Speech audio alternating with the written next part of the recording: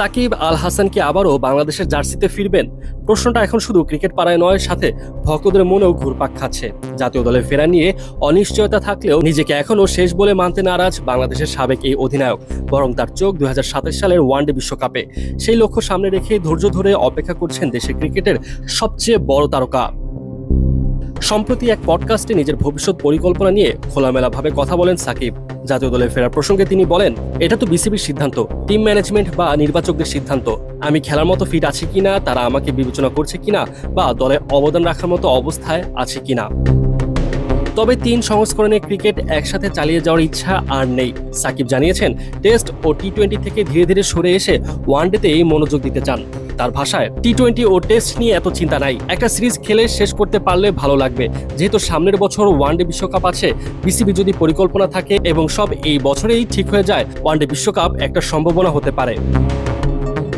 এর আগে দেশে ফিরে বিপিএলও খেলতে চান তিনি, কারণ নিজের সামর্থ্য আবারও প্রমাণ করার এটাকেই বড় সুযোগ বলে মনে করেন সাকিব।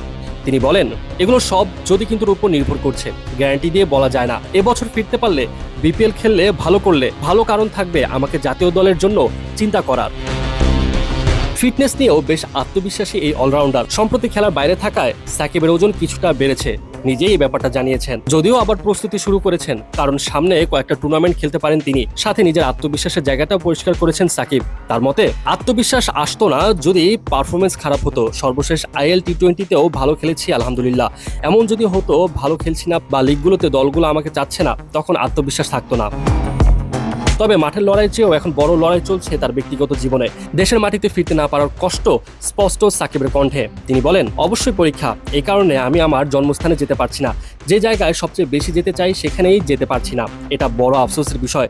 এটা নতুন চ্যালেঞ্জ আমার মানসিক শক্তির। আল্লাহ সর্বোচ্চ পরীক্ষা নেওয়ার চেষ্টা করছেন বলে আমি মনে করছি।